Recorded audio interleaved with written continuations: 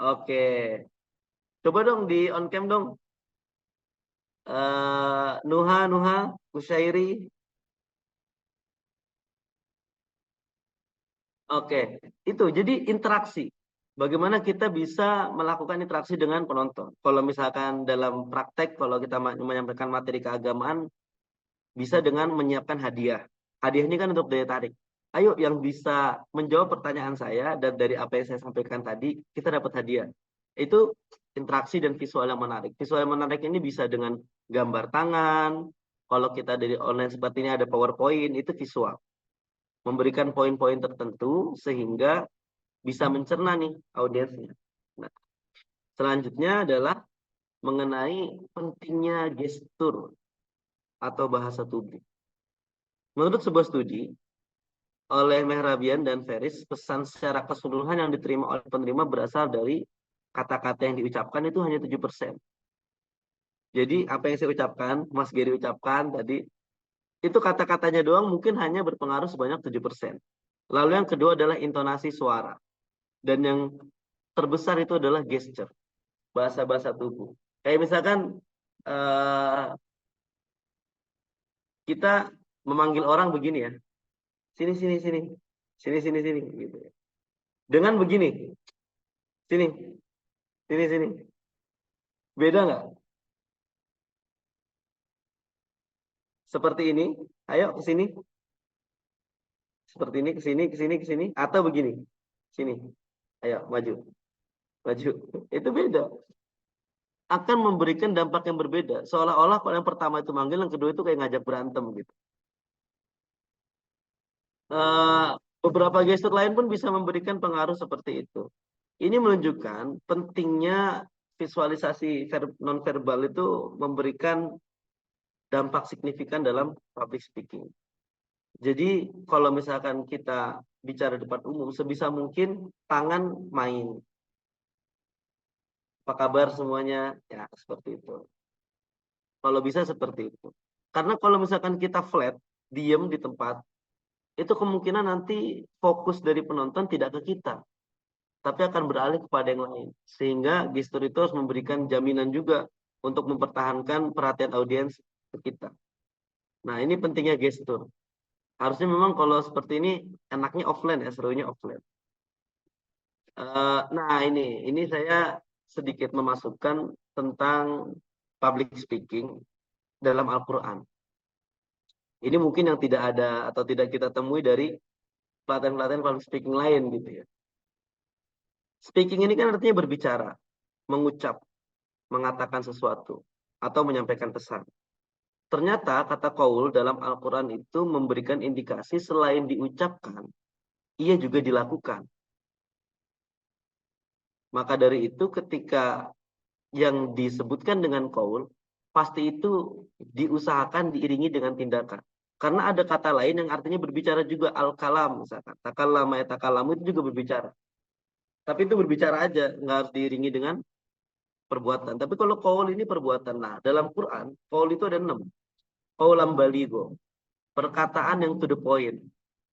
Nah, perkataan to the point ini tidak bertele-tele, masuk akal, jelas. Makanya kalau misalkan kita nanti menyeleksi dalam proses pertemanan kita ya, ada teman kita yang terlalu banyak ngomong, ngomongnya kemana-mana, tidak to the point, berpotensi besar, biasanya omongannya banyak bohongnya. Berpotensi besar biasanya banyak bohongnya, karena tidak straight to the point. Dia pasti mencari celah, mencari apa, melebih-melebihkan gitu. Itu tidak kaulam baligo. Tidak perkataan yang straight to the point. Maka dari itu penting sekali untuk kita bisa mengatakan dengan straight to the point. Yang kedua, kaulan karima ini dalam konteks kita terhadap orang tua kita. Jadi Al-Quran mengatur seserinci itu ya teman-teman ya. Hubungan kita dengan orang banyak, hubungan kita dengan orang tua, hubungan kita dengan masyarakat, itu dibedakan posisinya.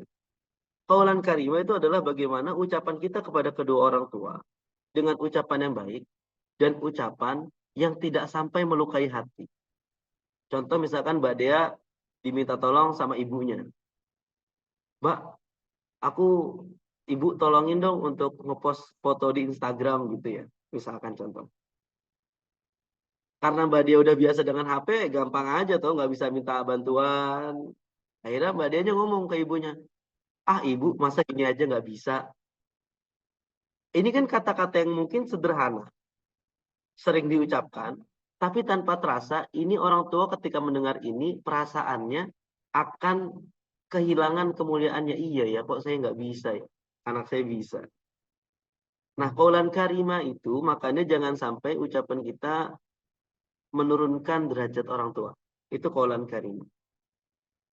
Memang konteksnya hanya pada anak dan orang tua. Selanjutnya qaulan ma'rufah, perkataan yang baik. Nah, ma'ruf itu, al-uruf itu kan artinya sesuatu tradisi yang sudah dimaklum, yang sudah diketahui orang banyak. Makanya qaulan ma'rufah ini adalah perkataan yang baik pada lokal tertentu. Semisal, Mas Raka asli Jakarta atau orang Jawa, Mas? Saya Jakarta, Ustaz. Asli Jakarta. Jakarta. Kalau Mbak Dea, Jawa apa asli Jakarta juga? Asli Bandung. Asli Bandung. Oke, oke gini. Kalau qaulan ma'rufah contoh gini ya. Bagi orang Jakarta, mungkin berucap nada tinggi, woi, gimana kabar gitu. Itu mungkin hal yang normal. Tapi kalau di Bandung itu mungkin ngomong harus halus. Eh, atau begini, di Jakarta klakson, tin tin tin tin tin biasa aja tuh. Tapi kalau di Bandung mungkin nggak biasa dengan itu. Atau kalau dari segi Jawa, di Surabaya kata-kata seperti, oi, cuk, piye kabare? Itu normal. Itu normal sebagai sapaan keakraban. Tetapi kalau kita ke Jawa Tengah, oi, cuk, besoknya nggak punya teman kita. Karena itu tidak ma'ruf. Karena tidak ma'ruf di Kudus misalkan di Demak. Bagi orang-orang Jawa Tengah, kata-kata seperti cuk itu kata-kata kasar. Nah, qaula ma'rufah adalah bagaimana posisi kita sebagai speaker, sebagai pembicara, bisa memilah mana kata yang patut kita ucapkan, mana kata yang tidak patut kita ucapkan. Itu konsepnya qaula ma'rufah. Selanjutnya adalah qaula layyinah. Bagaimana kata-kata kita terhadap pemerintah itu kata-kata yang baik. Kalau kaulan karima ini tadi itu pada orang tua, kaulan layyina itu pada penguasa. Sejarahnya, bagaimana Nabi Musa dan Nabi Harun diutus oleh Allah untuk menegur Fir'aun. Idhaba ila fir'auna innahu tagha faqula lahu qawlan layyina la'allahu yatadzakkaru aw yakhsha. Nabi Harun dan Nabi Musa aja diperintahkan Allah untuk mengucapkan yang baik gitu ya, yang halus gitu, tidak tidak seperti netizen sekarang gitu yang jahat-jahat bener kadang komentarnya itu. Tapi poin pentingnya adalah ini mendidik kita menjadi pribadi yang sangat memfilter apa yang kita ucap. Itu sebetulnya. Terkait kritiknya itu benarkah, terkait kritiknya itu masuk akal dan by data kah? Tetapi kalau kita menyampaikannya dengan cara yang serampangan itu tetap kurang dicintai. Maka dari itu, salah satu alasan kenapa ulama begitu dicintai dan digandrungi masyarakat adalah sangat menjaga ucapan. Baik pada pemerintah, baik pada masyarakat, baik pada berbagai macam segmentasi masyarakat gitu. Itu yang membuat kita teduh, membuat kita merasa nyaman, membuat kita merasa, wah kalau dengerin ini nih tenang nih, kata-katanya menenangkan. Itu kaulam layyina. Kaulam ma'rufah juga seperti itu. Ada kaulan sadida. Kaulan sadida ini perkataan yang baik, perkataan yang dia bisa masuk meresap ke dalam hati. Seperti kata-kata renungan, itu kaulan sadida. Nah, yang keenam ini adalah qaula maisuro. Nah, qaula maisuro itu perkataan yang mudah diterima, perkataan yang mudah dicerna gitu ya. Perkataan yang kalau misalkan kita audiensnya anak SMP, ya bicarakan saja dengan bahasa-bahasa yang mudah gitu. Jangan dengan bahasa-bahasa seperti implementasi, eksploitasi, lalu bahasa-bahasa seperti bahasa-bahasa akademik lah seperti itu ya. Itu tidak akan masuk. Maka dari itu salah satu etika yang diajarkan Quran bagi public speaker adalah bagaimana materi yang kita kemas, sudah kita baca, sudah kita filter, dan sudah kita olah untuk dimudahkan agar pendengar bisa mendapatkan pesan yang kita sampaikan. Karena Al-Quran pun seperti itu, dia adalah bahasa langit yang disampaikan dengan cara yang sangat membumi. Beberapa ayat semisal cara komunikasi Allah itu dekat sekali dengan manusia. Misalkan manusia adalah makhluk yang transaksional, manusia adalah makhluk yang nggak mau rugi, maunya dapat untung, akhirnya disampaikanlah ayat. Innal ladzina yatluna kitaballah wa aqamus shalah wa anfiqu mimma razaqnahum sirra wa alaniyata yarjuna tijaratan lan tabur. Kalau orang ngaji, orang sholat, orang sedekah, itu mengharapkan perniagaan yang tidak ada ruginya. Nah, karena Allah tahu tuh manusia maunya nggak ada ruginya. Akhirnya dikasih tahu, ini loh kalau beribadah kamu nggak ada ruginya nih. Atau dengan bahasa lain semisal ulaikal ladzina ishtaraw dhalalata bil huda wal adaba bil maghfirah. Orang-orang yang melakukan maksiat itu seumpama dia membeli kesesatan dengan hidayah atau membeli azab dengan ampunan. Ini maksudnya gimana coba? Kalau misalkan kita maknanya hanya sebatas transaksi jual beli aja, itu akan sempit. Tetapi kalau kita maknai, ternyata bekal asli manusia itu penuh dengan rasa cinta dan takwa. Tidak akan menjadi belangsak ketika dia menuruti hawa nafsu. Kalau dia udah menuruti hawa nafsu, ya dia akan jatuh. Nah, ini maksudnya adalah hidayah yang sudah diberikan kepada kita secara gratis, kita gadaikan untuk bermaksiat. Nah, itu pesan-pesan yang disampaikan dengan cara sangat membumi, dekat dengan manusia. Maka dari itu, Tuhan saja sudah berbaik hati pada kita untuk memudahkan cara kita memahami ayat-ayatnya. Maka dari itu, kita yuk susun lagi materi kita supaya kita bisa memudahkan juga orang lain menerima pesan yang kita sampaikan. Bagaimanapun itu caranya.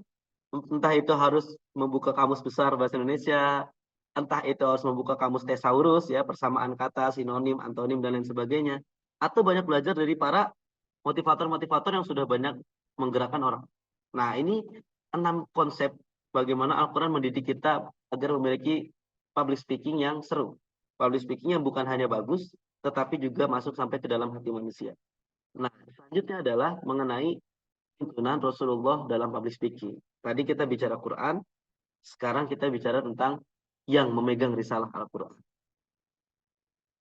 Nabi bilang, khotibun nas atau kalimun nas biqadri ukulihim. Sampaikanlah pesan sesuai dengan kadar kemampuan pendengarnya. Jangan anak TK dikasih materi, anak kuliah dikasih materi 1+1, nggak masuk. Sesuaikan semuanya.